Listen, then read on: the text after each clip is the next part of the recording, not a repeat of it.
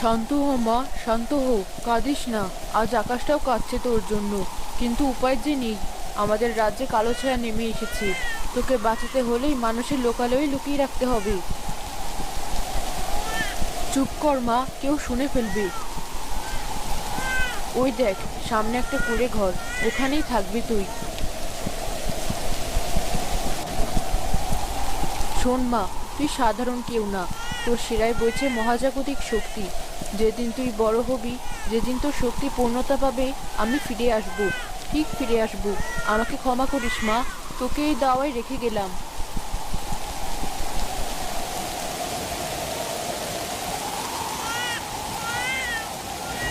শিউলি, ও শিউলি, তুমি কি বাতাসের শব্দের মধ্যে অন্য কিছু শুনতে পাচ্ছ? কিসের শব্দ? বাইরে যা তুফান হচ্ছে, মনে হচ্ছে আজ ঘর দোষও বুড়িয়ে নিয়ে যাবে। ভয় আমার হাত পা ঠান্ডা হয়ে আসছে। আরে না, ঝড়ের শব্দ নয়। মনে হলো কোনো শিশুর কান্নার আওয়াজ ভেসে এলো, খুব কাছে কোথাও। তুমিও না, এই প্রলয়ের রাতে শিশুর কান্না আসবে কোত্থেকে? আমাদের তো কোনো সন্তান নেই, তাই হয়তো মনের ভুলে এসব শুনছো। ঘুমাও তো, সকাল হলে দেখা যাবে। না, আমার মন মানছে না। আওয়াজটা দেওয়ার দিক থেকে এলো মনে হলো। তুমি হারিকেনটা একটু বাড়াও তো, আমি দরজাটা খুলে দেখি। পাগল হলে নাকি? এই ঝড়ে দরজা খুললে ঘরের চাল থাকবে না। যেও না বলছি। আমাকে যেতেই হবে। যদি সত্যি কোনো বিপদগ্রস্ত মানুষ হয়, উপরওয়ালা যদি পরীক্ষা নেন। ওরে বাপরে, শিউলি, সর্বনাশ হয়েছে, জলদি এসো। কি হলো? অমন করে চেঁচিয়ে উঠলে কেন? বাঘ ভাল্লুক এলো নাকি? বাঘ নয়, তার চেয়ে অবাক করা কাণ্ড। দেখো, দাওয়ার কোণে কাঁথা মোড়ানো, এটা কি? ও মা, এই যে ফুটফুটে এক শিশু, আমার সোনা, এই ঝড়ের মধ্যে কে তোকে ফেলে গেল? ওর শরীর তো একদম শুকনো, এক ফোঁটা জলও লাগেনি। এ কেমন আজব ব্যাপার! আশেপাশে তো কাউকে দেখছি না। যে রেখে যাক, মনে হচ্ছে আল্লাহ আমাদের হাহাকার শুনেছেন। এত বছর আমাদের কোল খালি ছিল, আজ তিনি নিজ হাতে এই আমানত পাঠালেন। ঠিক বলেছ, আজ থেকেও আমার মেয়ে। দেখো মেয়েটা কেমন মায়াবী চোখে তাকাচ্ছে, মনে হচ্ছে যেন ঘরের আধার কেটে আলো ফুটলো। ঠিকই বলেছ, ওর নাম রাখবো তুলি। চলো, ওকে ঘরে নিয়ে গরম দুধ খাওয়াও, বাইরে থাকলে ঠান্ডা লেগে যাবে।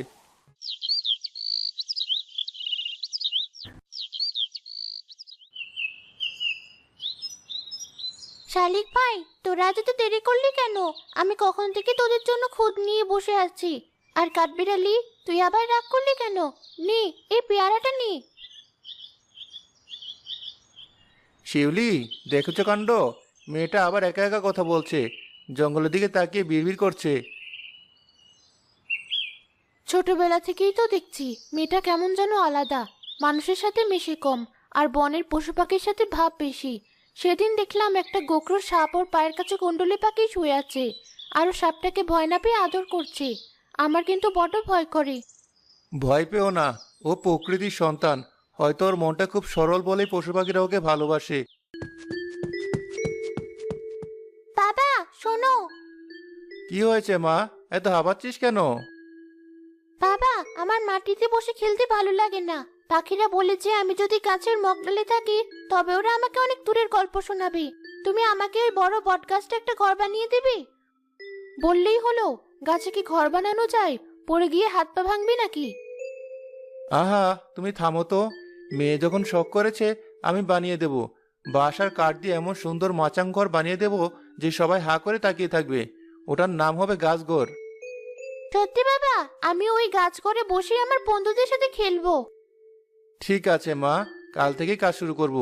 কিন্তু শর্ত একটাই, সন্ধ্যার আগেই নিচে নেমে আসতে হবে। জঙ্গলে তো জন্তু জানোয়ারের ভয় আছে। কোনো জন্তু জানোয়ার আমাকে ভয় দেখাবে না বাবা, তুমি দেখো।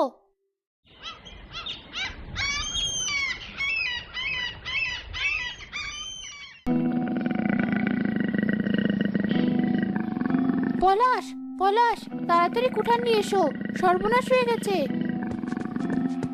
কি হয়েছে শিউলি, অমন করে কাঁপছো কেন? যে দেখো, তুলির গাছ ঘরের নিচে ওটা কি? কত বড় দোরাকাটা বাঘ! আমাদের মেয়েটা এখন নামবে কি করে? বাঘটা তো ওৎ পেতে বসে আছে।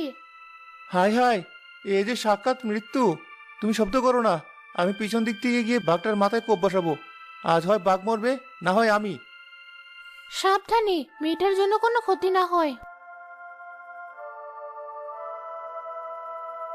কি রে বাঘা, তুই আজ আবার এসেছিস কেন? তোকে না বললাম দুপুরে আসবি না, আমি ঘুমাচ্ছিলাম। শিউলি, দেখেছো? তুলি বাঘটার সামনে গিয়ে দাঁড়ালো। ওকে ডাক দাও, বাঘটা এখনই হালুম করে উঠবে। অমন করছিস কেন? খিদে পেয়েছে? দাঁড়া, মা ঘরে পিঠা বানিয়েছে, তোকে এনে দিচ্ছি। কিন্তু খবরদার, বাবাকে ভয় দেখাবি না, বাবা খুব ভয় পায়। এ আমি কি দেখছি? বনের বাঘ আমার মেয়ের কথা শুনছে। পলাশ, আমি তো আগে বলেছিলাম তুলি সাধারণ কোনো মানুষ নয়, ওর মধ্যে নিশ্চয় কোনো দৈব শক্তি আছে। চুপ করো, নিজের চোখে না দেখলে বিশ্বাস করতাম না। কুঠারটা নামিয়ে ফেলি। বাঘটা তো ওকে কিছুই করছে না, উল্টো আদর খাচ্ছে। আমাদের মেয়েটা সত্যিই রহস্যময়ী।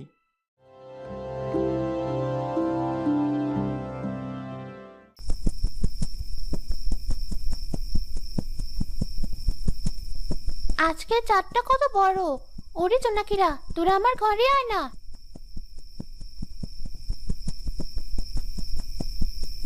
রাজকন্যা তুলি, আপনি কি আমাকে চিনতে পারছেন?